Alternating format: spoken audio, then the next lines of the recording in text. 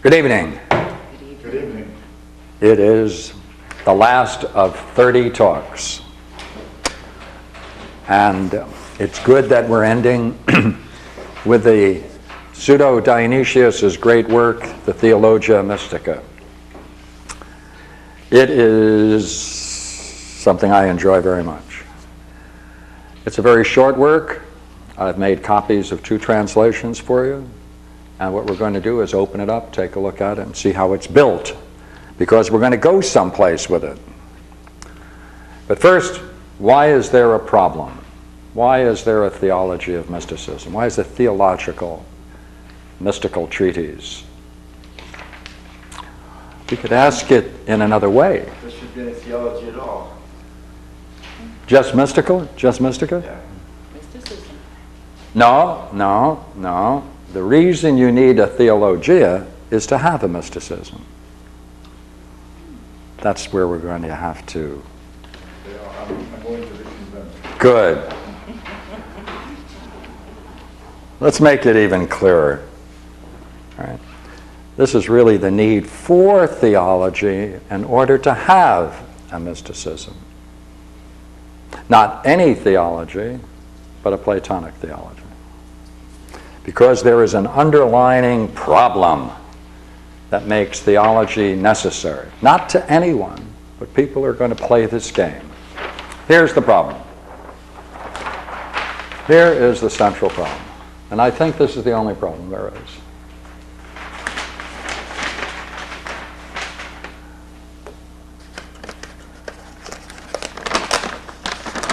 Okay. What I want to show here is that there is no way you cannot experience. You're always experiencing. What's the problem?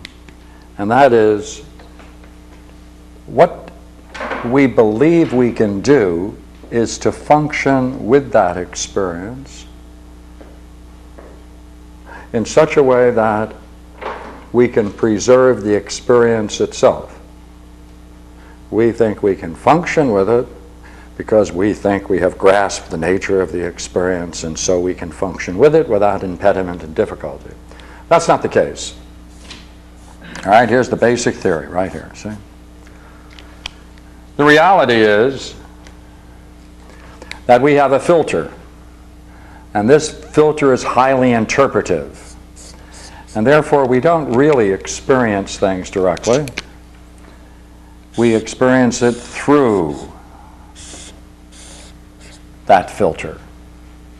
And the great problem is that ideally what we would like to do is to be able to understand the experience in itself. Have it, preserve it, and to do that,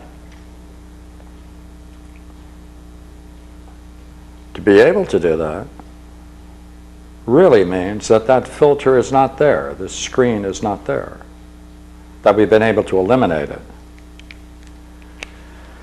Now, if you understand the experience, that means you have a set of things that you understand here. All right? You have the experience, whatever it is, the everyday world, and there should be a way to match the experience you're having with the categories, the ideas, and the thoughts, the images that you have. To the degree that there's a difference between the two, to that degree there's a distortion. To the degree that there's a distortion, to that degree you're not really able to experience the nature of your reality, nor can you understand it. So our great dream is we want to match the experience as purely as we can with our understanding. But our personal history, our culture, our religious beliefs, our own personal backgrounds create this map, create this screen, create this filter. Now look here, here's the basic theory. As one understands, so one acts. You don't possess the experience, you possess your understanding of it. Because after the experience, whatever it is you understand, whatever you understand, is through that filter. This filter provides the grounds for the experience. It also provides your recollection of it. The filter creates what you think you experienced. The filter creates what you think you experienced. That's the problem. So you don't possess the experience, you possess your understanding of it. Therefore, it's only natural, if this is the case, that you have to control and discipline the mind in order to minimize that influence. Because if you could experience truly, then you would see things just the way they are. Now, here we go into this curious work. How do you control and discipline the mind? There are two ways, two traditions. One is the Greek, the Hellenistic, or the Hellenic tradition. It's called emptying the mind. Essentially, it's detaching consciousness from its objects. How do you do that? Here. By the proper naming of things frees the mind and naturally draws it to its proper objects. If you have misnamed something, then you're calling something something else, and you're reacting to it as if it were the something else. By proper naming, you free the mind from that distorting device, and as a consequence, the mind is naturally drawn to its proper objects, reflects it, and you can reflect upon it. Against this view is another one, where you focus the mind on an object. This is a restraint, restraining the mind, keeping it there on one object. And typically we can therefore look at it in terms of any kind of yoga, that's the restraining device. Or you can take it in terms of the pranayama, the most basic meditation technique, which is you focus on your breathing. Focus on the breath. If you focus on the breathing, you're trying to restrict your mind in such a way that the mind will follow the breath. And if it follows the breath, you know what it does? It pulls away from identifying with ideas and images and thought processes. That's the goal. Pull it away from here, focus it here. Put your mind in the belly. Breathe nothing other than move. Focus on the breath. That's restraint. This other thing is rather curious, because this is the Hellenic way. Let's take a look at it, because this is what the Theologia Mystica is doing. Now, you can just go through with me with the text you have in front of you. I'm using primarily the Alan Watts translation. I'm going to make a couple of changes as we go through it. But essentially, this is the way he's going to start. What's his goal? How to control the mind and discipline the mind by dealing with the mind itself, not by focusing on an object. That's restraint. So he starts out by setting out the goal. The goal is, he talks about that Trinity beyond being. It's the Godhead. It's the guardian of divine wisdom. Therefore, in the first paragraph there, you can see that there's a plea. This is a devotional. This is a devotional intellectual yoga. This is a devotional intellectual yoga. It's with the mind. The mind is now involved in this very image, because look what it's saying. It's saying that this Trinity, this triune state beyond being, is the Godhead. It's the guardian of divine wisdom. And Pseudo-Dionysius therefore asks as a prayer, direct us, right, to that mystical revelation, beyond thought, beyond light, to divine truth. But that divine truth, this divine truth is hidden in a darkness, a very profound darkness. And that's what we have to talk about. What does that mean, to say that divine truth is hidden by divine darkness? Because it's radiantly clear, and as a matter of fact, if allowed to be seen for what it is, it overflows our mind with splendor and beauty. So that's it, right? It's an appeal to the nature of ultimate reality to direct us towards a mystic revelation that goes beyond thought and light to reach the divine truth. And that's the way of getting behind this great darkness. He has separate steps. He says, look here, if you want to do this, the thing to do is quit the senses, quit the intellect, quit all that's known and sensed. Actually, it's all sensed and known. Quit what is and what is not, because in that way you can attain oneness. And that's beyond all being and knowledge. Now, why is this called, if you were to do it, the darkness? The dark night of the soul, the darkness. No. You can do it in a few moments. You can do it right now, and you can see what it's like. Consider, if you have a moment to reflect, you will now want to pursue a vision of ultimate reality. There you are. You decide no longer to do this. Right? Rather than that, we'll see whether we can put a Greek in here for a moment. And he wants to gain that ultimate vision. Vision of what? Of the nature of what is.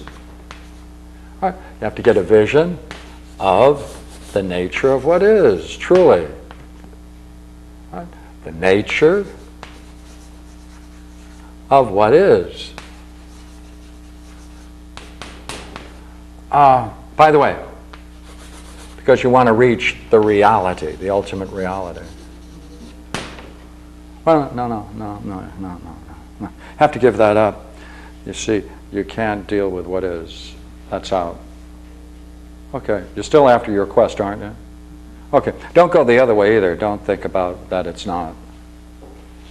So don't think of either, if you want, as a theology, don't think of either God as being or not being.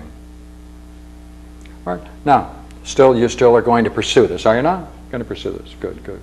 You're going to gain some knowledge? You hopefully? No.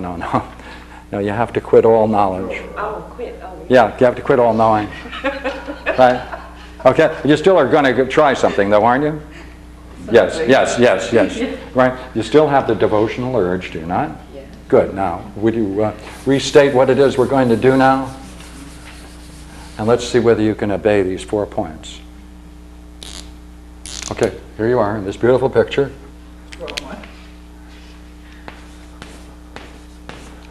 All right, what's it do? Miss, do it? You have to quit everything. How can you quit the senses? You guys aren't being fair. Look, just do it. Just do it and let's stop this rebellion.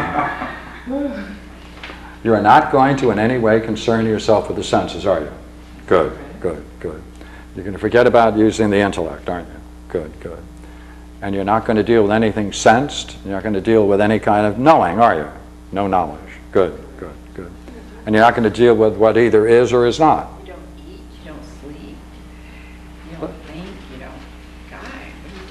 God, what do you do? I didn't hear you. So Oh, what do you do? You now don't look here. eat, you don't think. Are you or are you not involved in this quest? Oh, yes. Thank you. Now do something. What kind of directions are those? Those are 4 directions. I labeled them 1, 2, 3, 4. What kind are they? How? Clean, very cleanly stated. I've enjoyed the handwriting. That's real good It too. doesn't tell you how to quit. There's no way. There's no method. You just do it. Now, are you now in a devotional mood? Say yes, please. Yes. Thank you. You're after the 1, are you not? Yes. Good. How are you going to do it? Quit.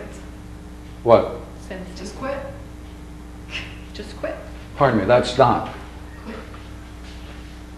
I can't even quit. Oh, you can't even quit. Yeah. Now, are you going to do this or not? Don't tell me the difficulty you're having. Just tell me what kind of state of mind to put you From in. what point of view is this a surrender? Look here. Then you're doing But you're doing What you're something. not supposed to do. You watch this surrender business. It can't be Can't is do that not. either. It neither is nor is not. You surrender both of If them. you're going to attain, well, okay, all right, can you do it? Sure. Wait a minute, if you do it, there must be some way to do it. Yeah, there Are you is. doing it because you want to get some knowledge? No knowledge, beyond knowledge. Right. What does this do? What does this little exercise do? Irritate you. Good. More. What does it do? I don't know, you can't even talk about what it does. So, I mean, it puts you. In the dark. Yeah, Yeah. that's right. Now stay there. Okay. Now you've been introduced to Pseudo-Dionysius. Little preacher. Because that's the way to attain oneness. It is beyond being and all knowledge. So if in any way there's any sense in you, now here's the problem, you see, let's put it in here. You can't cheat on the mind.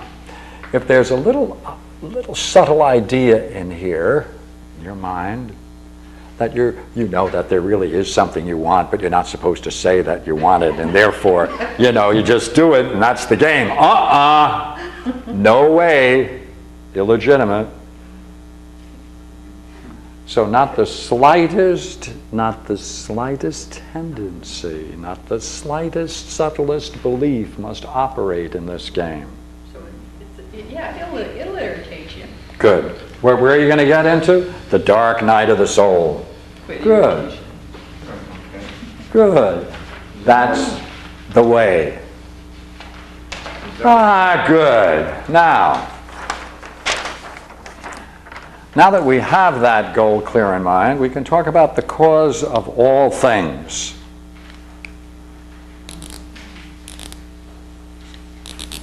All right, let's see whether we can follow it because we're pushing the same idea. The cause of all things, the one. Now, look here. It's totally unknowable. You know that already, don't you? And therefore, it's unutterable. As it was just said, you can't utter anything about it. It's beyond being and it's above all nature, since it's the cause of all things. Can't be in nature. Right? Now look here. This is only revealed to those, right? Can only be revealed to those, a special group of people. Those people who then can consider that all things are impure and pure, and they're going to drop both. You're going to go beyond the sacred. You're going to give up the spiritual heights. You're going to give up all heavenly lights, all heavenly sounds. Give up ecstasy too. Yes. You're going to be taken up into this darkness of the soul. All right, look here. Try it again. We're going to stay here. All right, what do you want? You want to, in some way, how you can describe it now? You'd like to know the cause of all things, but to know means knowledge, so you can't say that. All right. You know what's unutterable, but you're still going to continue. It's unknowable, it's beyond being, above nature. All right, now let's take a look. We're at 1:3. Do you see now we can follow everything we're doing tonight because you have the text in front of you? All right. Oh, you don't? Yes, you do. You'll get it quick. Now this is an extremely interesting section, and here you are, sir, with your copy.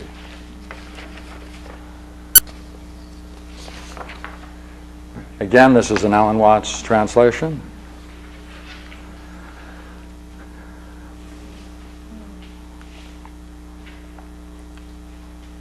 The excellent cause of all things may be revealed with many words, with few words, or with even no words, inasmuch he is both unutterable, and unknowable.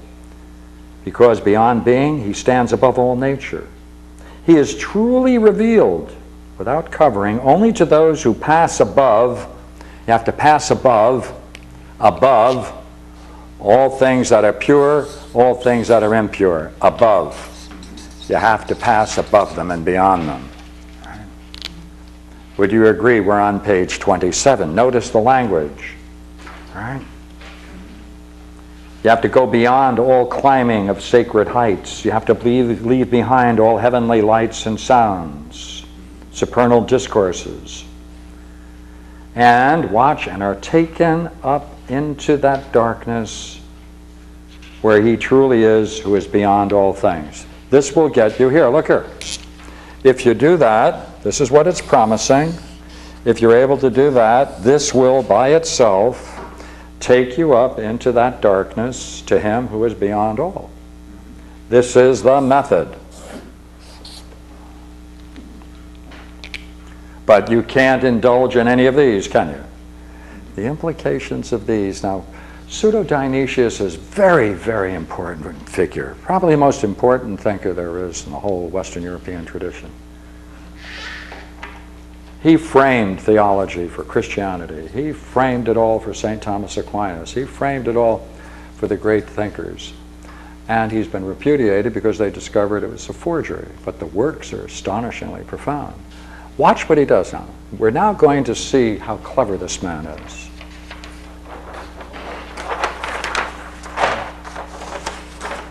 He now talks about Moses. All right, now he has to talk about religious figures because his goal is to try to represent himself in the tradition of Christianity while at the same time infusing into it the highest insights of Platonic, Neoplatonic thought. That's his goal. Under the cover, it's really a cover, it's a disguise. He's going to write in such a way that he's going to appear to many to be a Christian. He's going to use that cover to introduce and perpetuate Greek learning, which at this point was being eclipsed by the rise of Christianity and the closing of the pagan schools of philosophy, which of course are Plato's schools, Platonic schools. So let's look at the way he talks about Moses. Clever enough, he says what Moses had was really a vision. This is my language, but it's really a secondary vision. It wasn't really profound enough. Let's see how he does it, he says. He says, first, Moses was purified. And once he was purified, he was set aside from those who weren't purified. He had heard many trumpets, sounds, multitude of lights, and shining beams of light in a variety of ways. Isn't this what we just found out that you should ignore? Right. Yeah, is that where he is? Yes. Then after this he's set aside. He went before the priest to the uttermost peaks of sacred heights. Wait a minute, didn't we just say that you should avoid such things? Now he reflects back on it and he makes this wonderful statement about Moses. He saw only the place where he, capital H, he, God, dwells. He never went any further. That's the limit of his vision.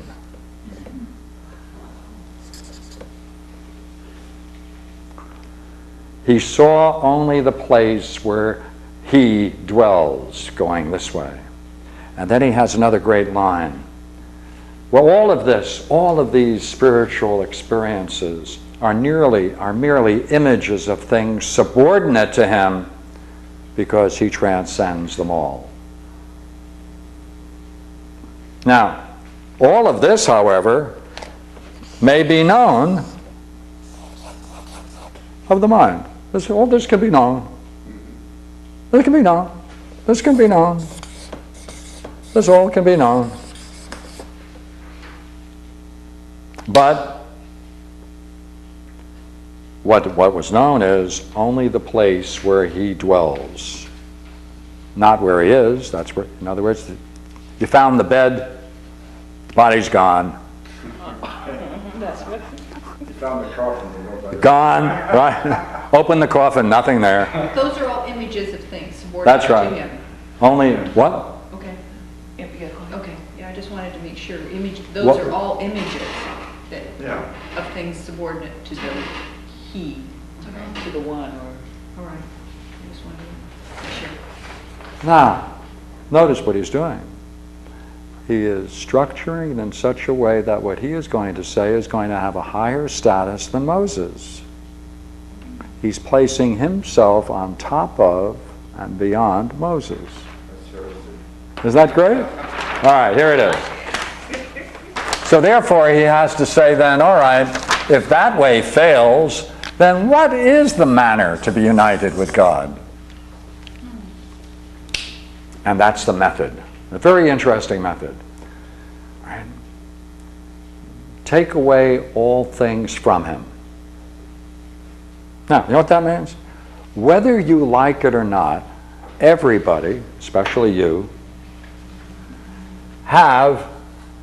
everyone has an idea of God. And that's why they're ignorant. And that's why they're ignorant. Everyone has an idea of God.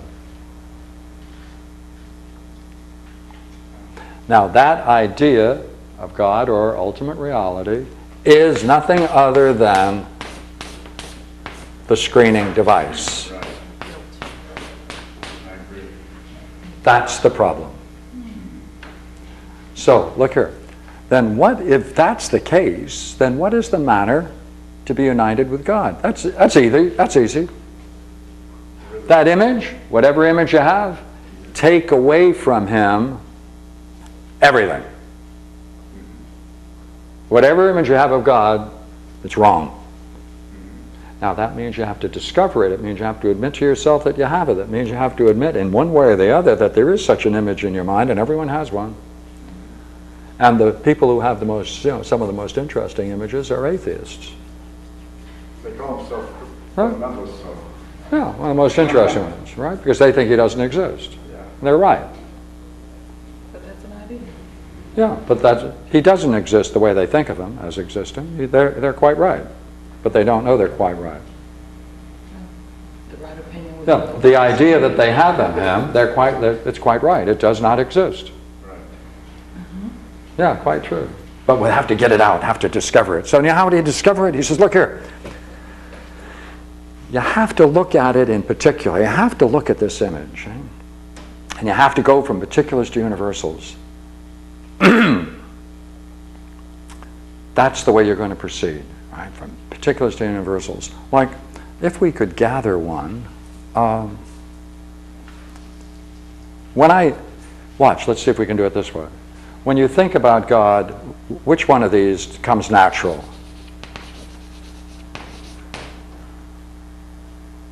generally he.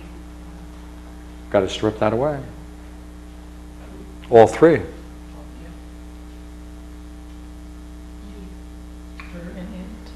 So whatever image you have, you see, will have a particular boundary. And everyone's is likely to be different if they're in mixed different traditions. Sometimes traditionally you can have just one idea but many variations of that one idea. Now if you can do that, then we may know openly what is in fact the unknowable. First time he uses this language. And what will you then discover? That the darkness beyond being conceals the truth. Because that image, that filtering device is nothing other than the screen. And when we think of dropping that screen, we panic. And our panic is nothing other than what we're clinging to, and that's our own darkness. So, this is a particular interesting way of going, and we can talk about it later. This is also the form of a dialectic. Now, then, what may be affirmed? What can be affirmed? Can anything be affirmed of that? No. What's interesting what he does is he goes through a review of three of his works. The theological outlines, divine names, symbolic theology. Why? This is so clever. The guy is so interesting. Because by making you go through this, you'll see then that you may, in fact, recognize there may be some of those images attached to your idea of God. And then what do you have to do? You have to see in what way you can say you can affirm them. So now we have a different shift entirely. You see, there is a way of affirming what may be affirmed of God. Now, if you want to speak and you want to explain the nature of God, then here's your task. Here's your task. And this is the work called Theological Outlines. He said, what you should be able to do is learn how to talk about God as one, as three, as a fatherhood, as sonship, as spirit. That means there is a vocabulary. There is a vocabulary appropriate for each. There's a way of talking about each that's distinctive. There's a way in which this is hierarchically arranged. So therefore, notice the way he now says, which is interesting. You see, you have to see how he is in himself. You want to see how these relate in themselves, by himself, in himself, right? Then you want to see how these are mutual terms. You want to see how there is a co-eternal aspect to each of them. That means co-eternal, that they exist together in various ways, right? And you want to see then that each, most importantly, how there's a propagation from each of these. Propagation, how from each one of these there's something that follows that is propagated, generated. Right? And then finally you have to see how Jesus is the substance of the human nature, You see, what does that mean? That means we're taking a course in language. We're learning how to make distinctions. When you're talking about how to affirm what kind of affirmations you can make about God, you know what that will do? I will say, okay, if you want to say certain things about God, then this is what you can do. You have to decide whether he's one. You have to know the vocabulary of it. How he's three or a trinity. You have to be able to talk about them. You have to know how each of the parts relate, because there's a mutuality between them. You have to talk about each part of the Trinity. You have to know that there's a certain vocabulary in a certain way that's appropriate to each. You're disciplining your mind. You're disciplining your thinking. Right? So therefore, that if you do have an image of God in your mind, now at least it's consistent. You know what you're doing. It's not unconscious. Because this is the God about which you can affirm something. That is, God that is. So you get an education in theology. Okay, now what is the proper way to talk about all of these? You should know what you're talking about in a theology that affirms things about the nature of God and the whole theology. All right, so what else do you need? He's got another work called the Divine Names. Now, notice, same structure, how he may be called good, being, life, wisdom, and power.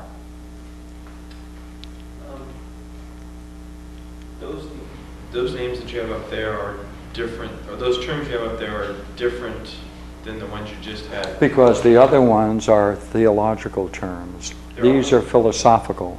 Okay, and those terms you had are, in my understanding, related to Christianity. Yes. So he's yes. focusing within Christianity on terms that yes. they would know. But he's going to use terms that are philosophical when he defines them theologically. He's going to give you a philosophical vocabulary to talk about each one of those. Okay, thank you. That's clever. All right, look. The next work he has, which he's quoting, he's giving a description of this in the work, his symbolic theology. Now do you know what you have to do? You now have to see, you have to take a course in symbolic theology. You have to know how divine names can be taken from sense experience, how they can be taken from divine forms, from figures, from members of the body, as it were, from places, from certain realms. Because this allows you to talk about God as an image. The proper way to talk about God is an image. Ah, what does that do? That means systematically, any idea you have as you go through this, if he has a whole catalog of ideas that can be called and identified as being images of God, you may discover some of your own. And now you know that they belong in this theology. What is that doing? It's identifying them and positioning them and showing how they should be used. But none of these deal with the mystical theology. Now, if all of these terms, if all of the possible terms in these three categories can then be ordered in such a way that we know their proper use, then you're not going to apply them, that's right, to the highest term. They do it in Islam. He. That's right, this is where they got it. Yeah. That's where they got it. Bayezid, that's where he got it. Yeah. Right. Now, these, as you know, are the key Platonic terms. The good, being, life, wisdom, power. Right. These are the proper names. These are called the divine names. And by the way, the last set of names he uses in this work come right out of Plato's Parmenides. So, now, with all of this, what can you say about the Maker? Now, this is real curious writing. And I'd like to have a little fun with you, and we can read it together, because it's so clever the way he is writing this. Of course, everything I'm saying comes out of the text. All right. Let me first ask you a question that's important to me. If you neither lack money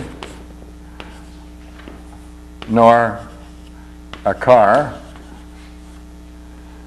nor humor, what have you?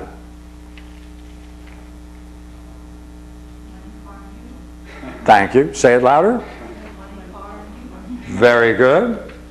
What a good class. Now watch the language. Now he's going to talk about God the Maker. And notice the language. I'm on page 31, section 4. We say, therefore, that the transcendent Maker of all things lacks neither being, nor life, nor reason, nor mind. Therefore, what does he have?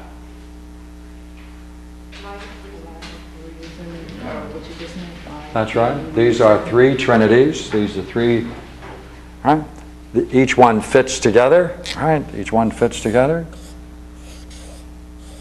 right? You can put being, mind, life, reason, mind, power, light, right? In any case, that's the way they're related. But anyhow, these are the kinds of things you can attribute to the transcendent Maker.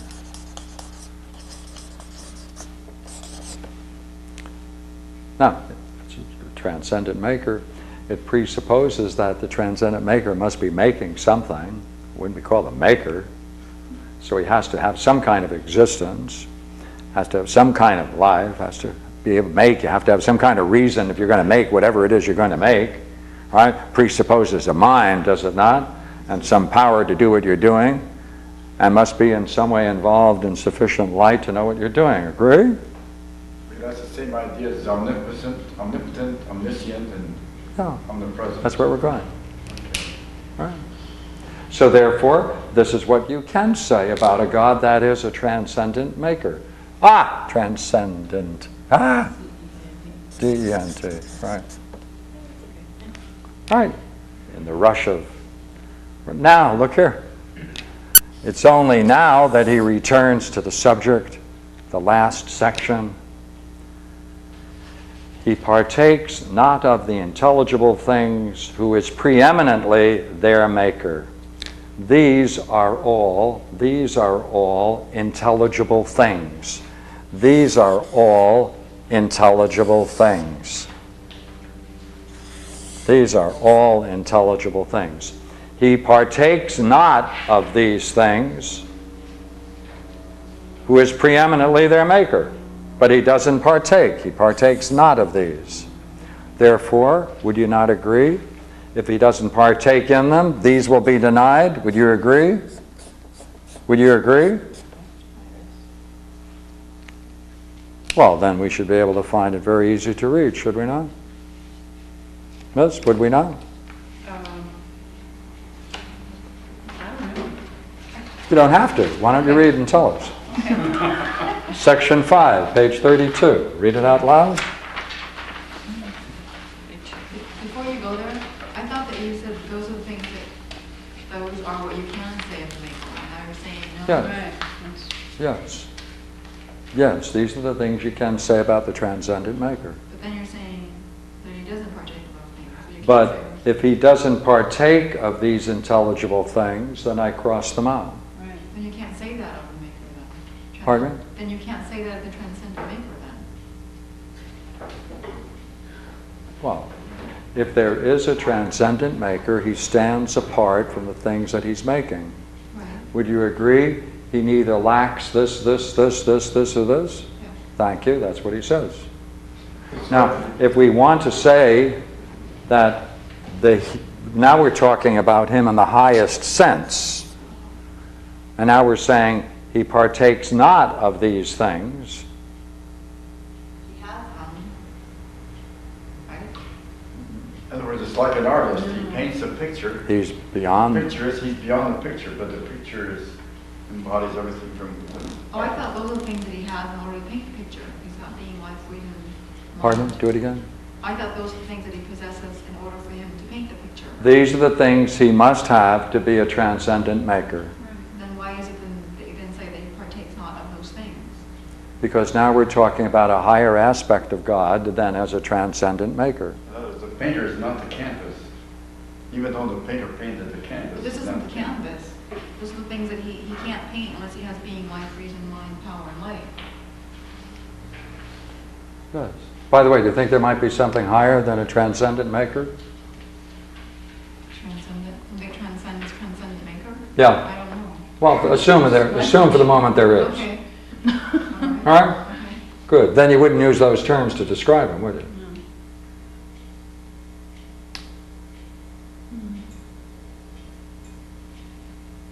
I didn't hear you. What would he be doing if he's transcendent maker?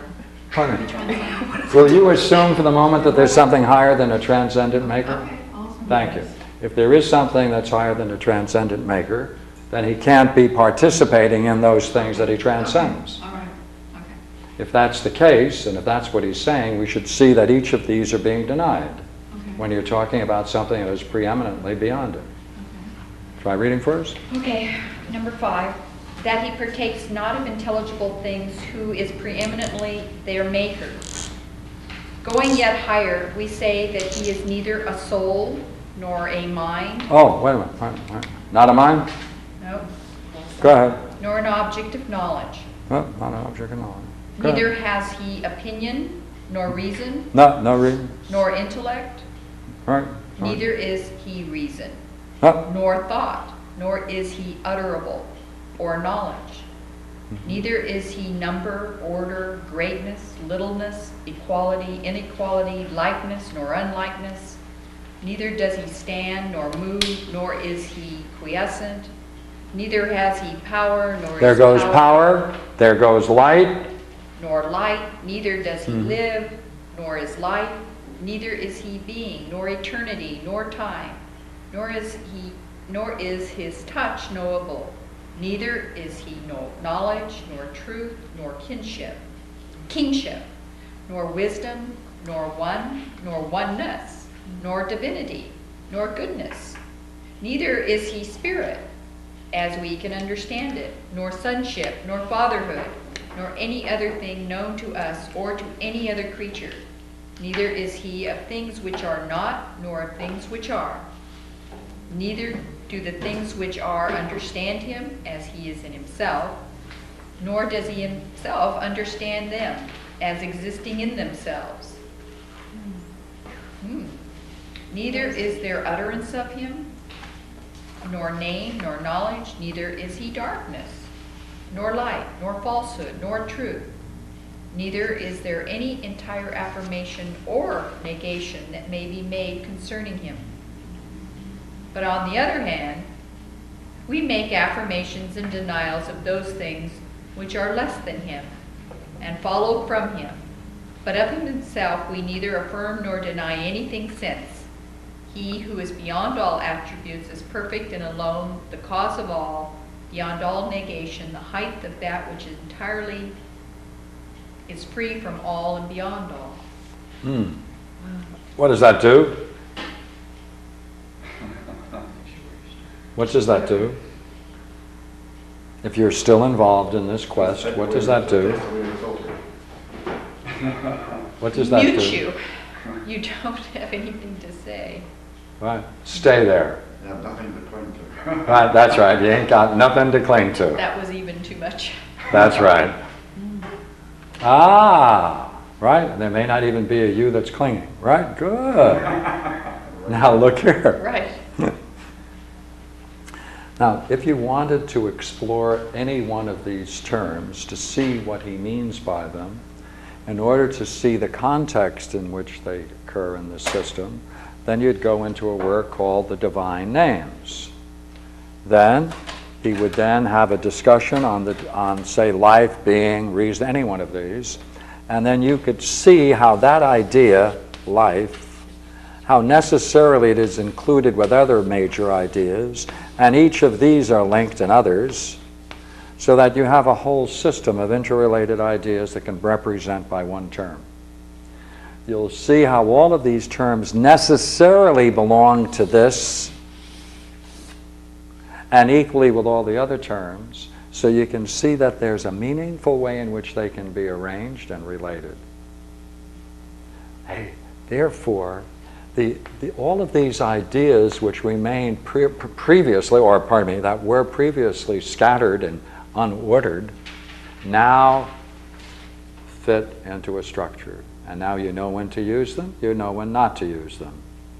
You know why you should use them, and you know what purpose they're going to use, and you know what system you're in of the three systems he has. Wait a minute, suppose they're all the terms that you'd, whether you like it or not, you have for your idea of God. And now you're going for something beyond all of those names. You have to drop them. So the more you become familiar with the system, the easier it is to drop them.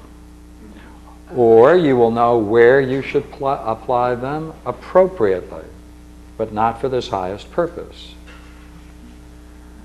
So therefore he has a whole set of terms he's drawn from the Bible, symbolic terms of what to call God.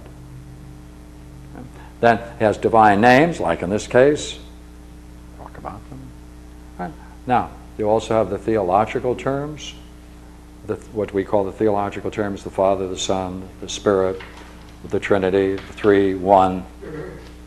So he has different terms which you can then pull out, take a look at, and talk about meaningful within each of their particular contexts. Now, I have here the Divine Names, a very beautiful book. This is a very fine translation, by the way, of the Shrine translation. The Shrine of Wisdom from England. So here I'm just pulling one idea concerning life, 2 pages. Next page.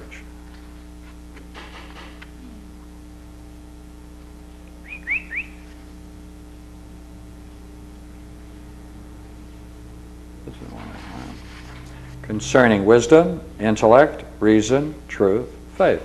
Each one of these he's going to talk about, so you can see the necessity for certain ideas all fitting together. Then you'll know when it's appropriate, you know when it's not appropriate.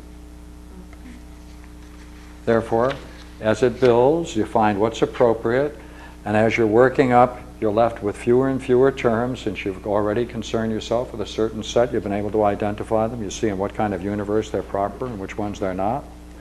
And so, of course, when you finally get up, next concerning power, justice, and then concerning the great, the small, the same, the similar, the dissimilar, rest, motion, and equality, which of course is Parmenides, Plato's Parmenides.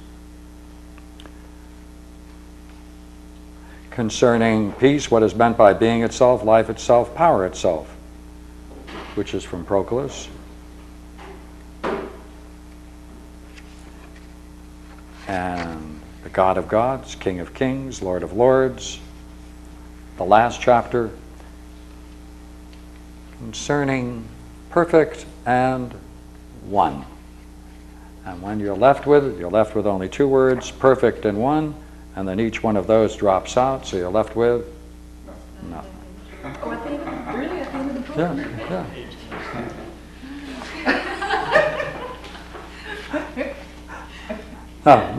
I'd like to just quickly read one of them, which is this is, as I say, this is only 2 pages, and I can just read for a little bit here.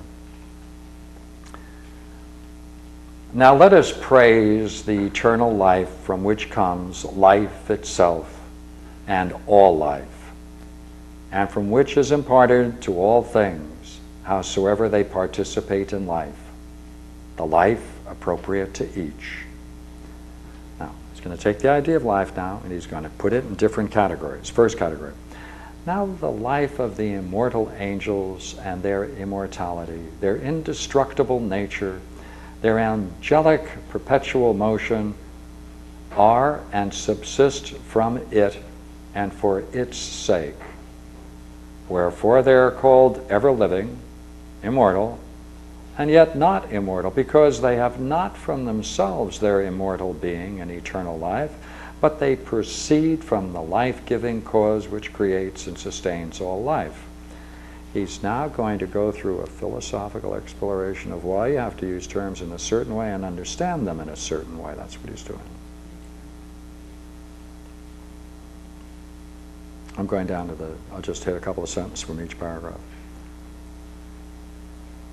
And it gives first to the self-subsistent life its essential life. And to the whole of life and to each living being it gives that which is adapted to its own nature. To the super-celestial lives the immaterial and the godlike, chainless immortality and their unswerving and inerrant perpetual motion, while its boundless overflow through its all-prolific goodness extends even to the life of daemons. So he's going to show how the idea of life, the basic principle of life, can be said to express itself throughout the entire universe. So he's going to show you in every one of these spheres how it is functioning. Then he's going to make a statement about the whole. He's going to relate all the parts together in a meaningful way. Now you know about life.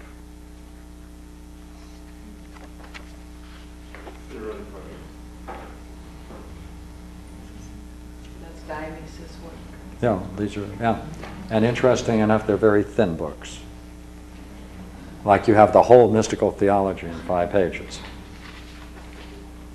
Now look here, you know what this is interesting about? This is the most interesting thing. I wanted to now push it another step. What can you do? What else can you do with this? In today's intellectual world, the Neoplatonic thought is being used to explore the Gita, the Upanishads, Sri Aurobindo, Advaita Vedanta, Samkara, or Shankara, it should be an H, Shankaracharya.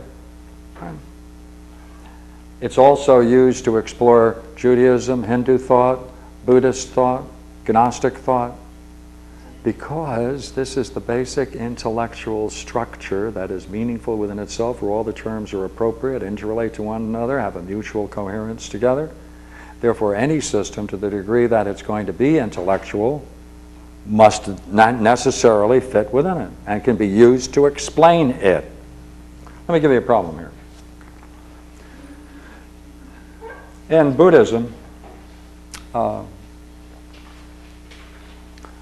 there is in the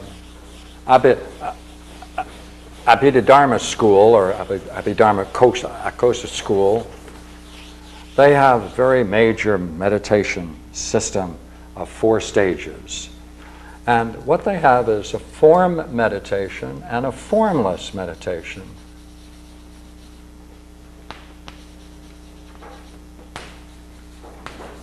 Now, the way in which they describe these, especially Buddhaghosa, is very terse. What I mean by that is that there aren't many words used to describe it. They don't go at great length to try to explain all of the processes going on and how to understand it. They just virtually state it, very much like the Platform Sutra. So the question then is, if you're involved in meditation, you go from the form meditation to the formless meditation. The whole goal is to finally reach a consciousness, right, of infinite space.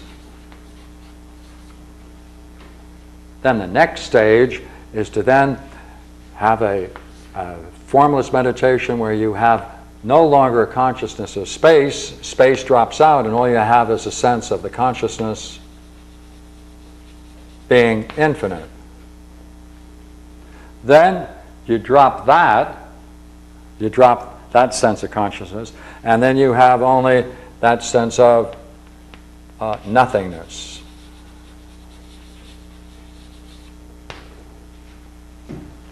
The last and the highest state is said to be where you drop both the perception and non-perception, using the word perception in the highest sense. Right?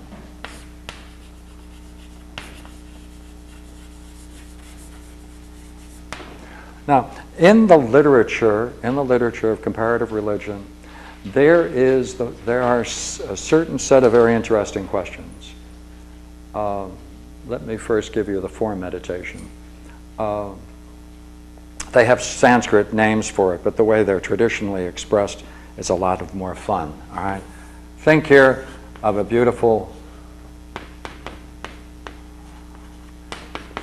What is that? No, I don't want this. No. There he goes. This is a very good-looking bee. I know I don't have to write the word bee for you, but here he is, and he's spotting a very beautiful flower, as you can see. Right? Stage one, pursuit of. Right? Second stage of the form meditation, right? Where the bee is circling around it. Third stage of meditation, they describe it as someone wandering and suddenly discovers in a desert area a lake, and they're filled with, therefore, with joy at the prospect of it all. And the last stage, fourth stage, well, there are 5 stages, excuse me, and the last one is very easy to draw. Right? He lands in the lake and he's enjoying the heck out of it. Right? And this is happiness. This is the way they talk about it. Fifth stage, it doesn't follow this. What it does follow, it's the tortoise.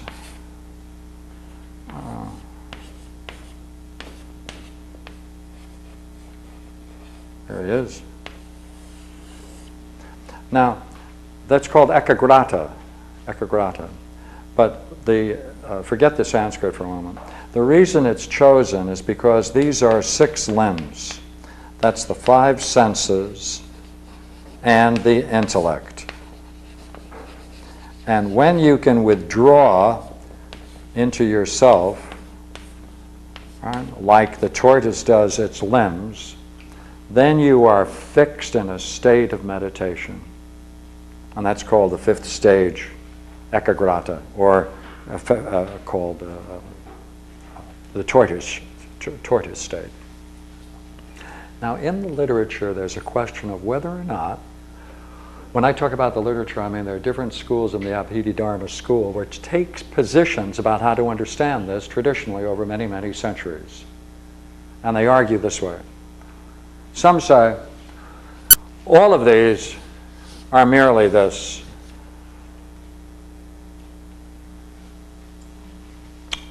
Some argue that each one of these is separate and distinct, and they follow this in sequence. Others say, no, you focus on the first and then this naturally develops. It naturally develops. You don't have to do anything more. It's simply a consequence of being in the first state that you get the second. And some other systems, same tradition, by the way, the Abhidharma school, they'll argue that, no, these two are related. If you get this, if you get the first one, this comes naturally, this immediately follows. So therefore, you only have really one state you're getting into, and you just have to watch these emerge. and you don't have to struggle to reach another state, another state, another state. Well, there are many positions taken in respect to there's no solution to it. Now, what's interesting now is a group of people who are involved with Neoplatonic thought look at this and they say, you know what's possible? It's possible that if we study this, we might be able to find that using pseudo-Dionysius, what we've been doing tonight, we might be able to apply that to this. We might be able to make sense of this in terms of what we've done. Oh, wait a minute. You see, one of the arguments here is if you really only have one state and these follow naturally, you may only have two distinct states with transitions between them. Wait a minute, could that be the difference between the transcendent maker and the fifth and the last state that goes beyond it all? Well, in any case, all right, this is the kind of thing they are now doing. And if you like this kind of thought and these kinds of explorations, there's a whole body of literature that's been coming out for a few years now. And here it is. This comes out of Bain Harris's work, Neoplatonism and Indian Thought. There's another one on Neoplatonism and Jewish thought, another one on Gnosticism, Neoplatonism and Jewish thought, Gnostic thought. And there's also one here on the significance of Neoplatonism. There are about 5 or 6 volumes so far. But there's another one which is very interesting. And it's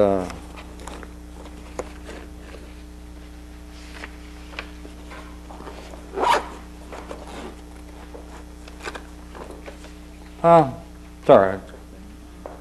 I don't need it.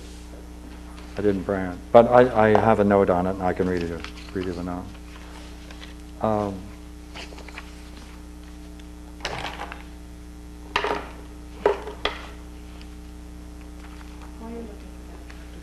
Question. Yes, please, just jump ahead. So, just getting back to the mystical theology just for a minute, and the last things you were talking about. Are you saying that we cultivate our minds by the cultivation of our minds with the various systems, theology, divine names, and symbolic theology, that in and of itself will help us to go beyond our minds? Wouldn't you agree that in your own field you gained a great facility when you found that certain words can be used in very special ways, and with that specialized way of using your vocabulary, it gave you a great deal of freedom and expertise in the field that you are now in? Yes. I suppose that's equally true in this game. Maybe we should do that with our minds itself, with the highest ideas. Would that then give us a certain freedom and a certain way we can use our mind with great direction and distinction? No difference. No difference.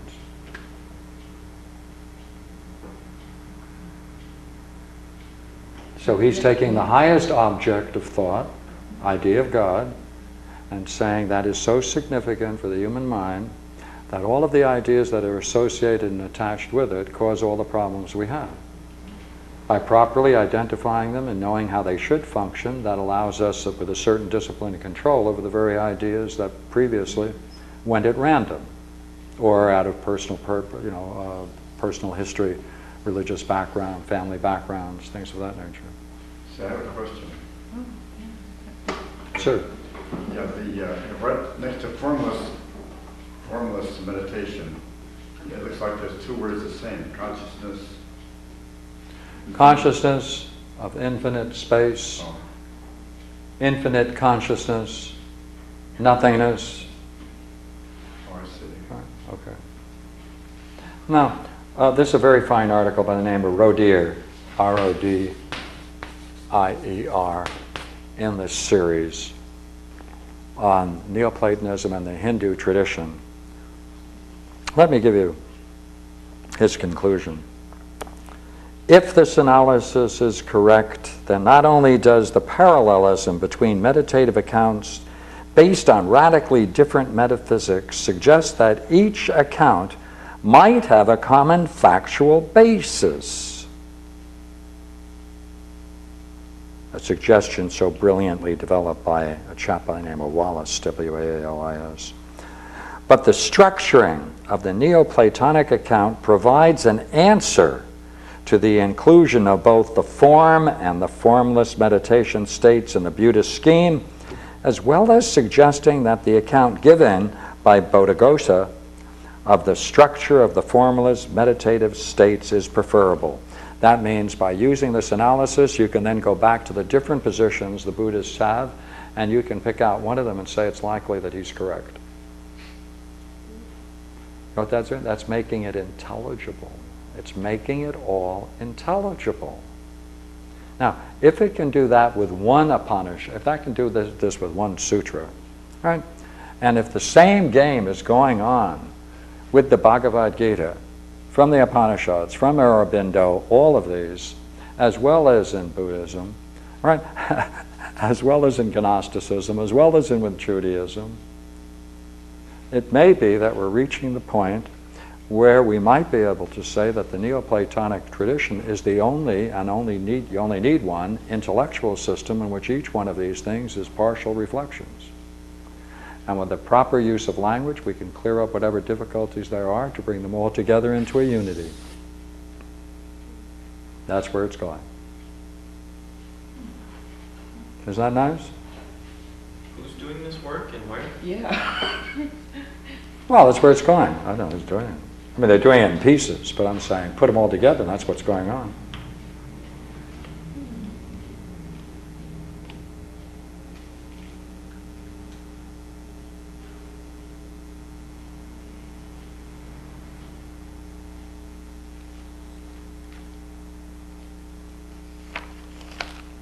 So, he has a lovely account of it. If you went over it, you'd see that there are a couple of differences between the way I'm presenting it and what he's doing with it, but that's perfectly all right. You'll find something great in his work. Now, I think the idea of a common intellectual system that can bring the best of all of these systems as parts and yet can take them and order them and deal with their problems that they have, both historically and with the different competing schools, may bring peace in each of the different systems. And when they come together, you know what they'll be doing? They will be verifying Neoplatonic thought from their own traditions. And that might bring about the end of religious wars. Because wars only exist when the differences are so severe that people will die for that difference and defend it. What this does is reconcile the differences into a higher system. Yeah, that doesn't reconcile economics. I think all wars are economic. Oh, sure. I had that view once. No, I may still have it to some degree. Of course, some people fight for profit. Of course they do. Of course. Might as well make a buck on everything man does, to some people. Oh, yeah. If there wasn't any profit, there wouldn't be any wars. Yeah. By the way, there are some religious wars going on now where it's hard to believe that anyone's profiting, though. Would you agree? The mullahs in Iran. But somebody has to pay for the bullets and the guns. That's true. That's true. And those are the ones who are making money. That's true. But whether or not it has that as its basis, that's another question.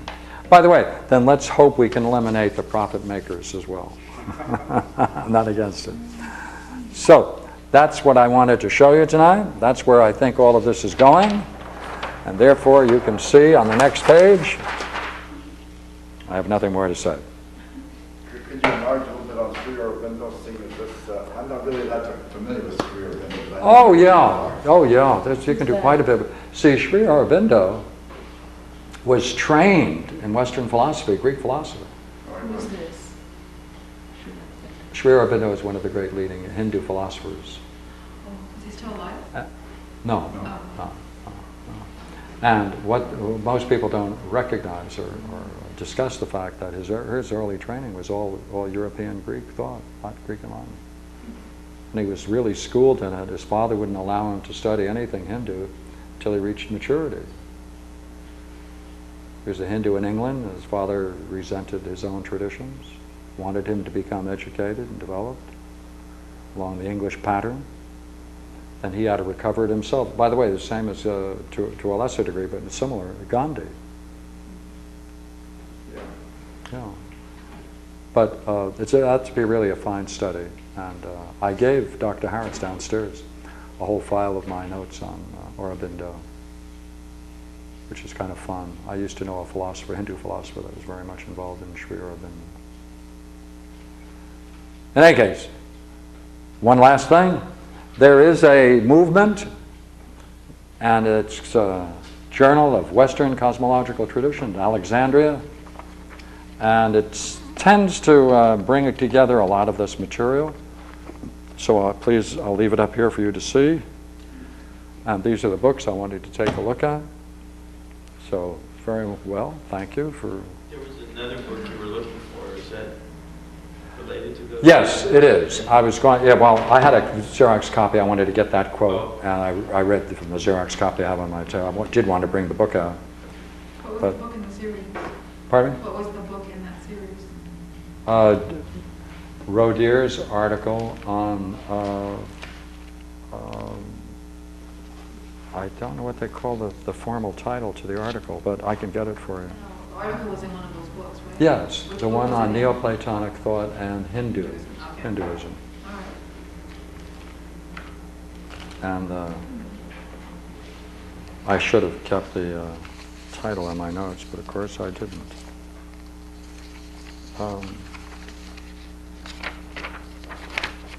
But it's the oldest tradition. He reports on the oldest tradition, which is the Abhidharma Kosha school. It's a very interesting paper. Good to look at. So thank you. Thank you. Fantastic. And you have two translations. One I got from a friend of mine, Rod Woolbank, and the other is Ellen Watt's translation. And I enjoy it. I enjoy Pseudo-Dionysius. I think he's the most important figure in Western European thought. But You said this is a forgery, though? Or, yes, you see, the problem with history is that it isn't well known that at one time Christianity and Hellenic thought were thought to have gone on parallel lines. And they had a common origin with Moses. Now, this was a view that was accepted in the 2nd century AD. And therefore, when the Greek texts came into Europe in the 14th century, they already believed that they were in a common tradition, and therefore they just used these writings and made it all part and parcel of the Christian tradition.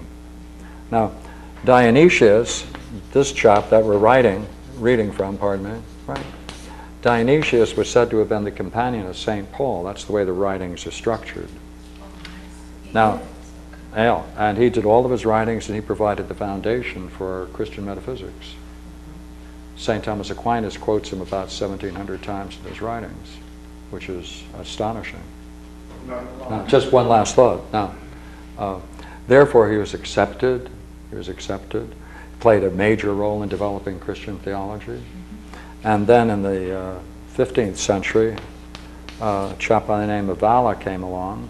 Isaac Casabandu came along in the 17th century and looked at this whole argument and said, excuse me, there's something wrong with this. The dating is all screwed. None of these people could have been contemporaries. The dates paralleling the prophets and the early Greek philosophers don't match. And they thought Zoroaster was one of the people who were contemporary with Moses, and that didn't occur for many hundreds of years later, 1,000 years later, actually. So, therefore, this is a myth. Parallel lines are a myth. But Dionysius came along and did something even more remarkable. You see, pardon me, not Dionysius, whoever was the author of Dionysius, he took from Greek philosophers, primarily Proclus, 470 AD. Right? He took all of that writing and he infused it into Christianity, giving the appearance that the author was a companion of St. Paul. Therefore, later thinkers in Christian thought accepted him because they thought of him as being a companion of St. Paul, and that gave it a great deal of legitimacy. Therefore, through Dionysius came Proclus, and the Greek thought came pouring into Christianity. that made it intelligible. Now Lorenzo Valla came along and said, excuse me, I have news for you. I made a close reading of Dionysius' writings and I can prove that they're a forgery.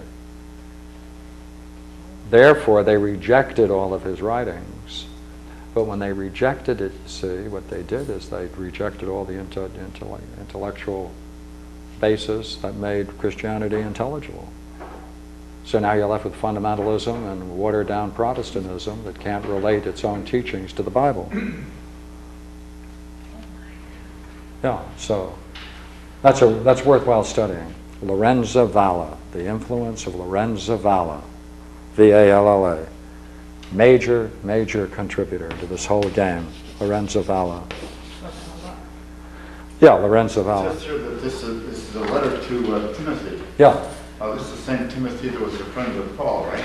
Yes, Maybe Timothy was the guy that was, maybe he was... Well, all kinds of internal arguments can be made, and it's been pretty much accepted by nearly everyone who reads the Greek, that the style of Greek was written, had a different style and a different kind of content vocabulary. And there's so many close correspondences between Dionysius' writings that you have in front of us and Proclus that you finally have to conclude that the only hypothesis you can come from is that one influenced the other. But if Dionysius lived at the time of St. Paul, that would make him 407 years old. Which is, difficult to, it's not, So must Maybe be it was one of these rishis. You're saying that Proclus was really the pseudo-Dionysius. Or you can say what it really was is Dionysius studied with Proclus and then got reincarnated back to the time of Paul. No, don't believe that. Don't believe that. Irreverence. Okay. Well, maybe Timothy was part of the Conspiracy. Oh, see, his letters are the same thing. You see, the letters of Dionysius, one of the letters purports to be a description of the crucifixion, where Dionysius was present at the crucifixion of Jesus. So for hundreds of years, people used that as evidence that Jesus Christ was crucified, and he was the only witness. And he wrote letters to the Apostle John, and therefore had a great influence on the whole development of the whole style of thinking, all of which is based upon a forgery. So we don't know who this person is. No one has figured out who he was. But the date of it, the date is very suggestive. You see, the date they put on this writing, Dionysius, now they call him pseudo-Dionysius, because the phony, right. The probable date is somewhere around 530 to 532, according to many experts. Based on the way the text Yeah. and the words Yeah. and the language at that time. But at 529 AD, Justinian closed down Plato's schools of philosophy. The philosophers were exiled out of Athens and they went to Syria. And they found these copies under a rock in Syria 3 years later. You don't think there's any relationship between one and the other, do you? Must have been one of the philosophers. Yeah. Sure, I mean, it's certainly the close use of language and technical language runs through the whole thing. Okay, it's been claimed that before Jesus' time, there was a group in Turkey called the Christos. And a lot of the theology, and that Paul was acquainted with this, he kind of put a lot of this Christos ideas and got Christos and Christ kind of mixed up. Oh, In other words, he kind of confused the issue. yeah, I don't mind that. So in other words, there was a Very- Christian, very even likely. one of the great Hippo, the guy of Hippo, said there was a Christian religion existed before Yeah, okay. Jesus. And then he used Jesus to kind of Just slapped him on top of what they already had Yeah. as the figurehead. Very good. Thank you for coming. Thank you. We ending our career.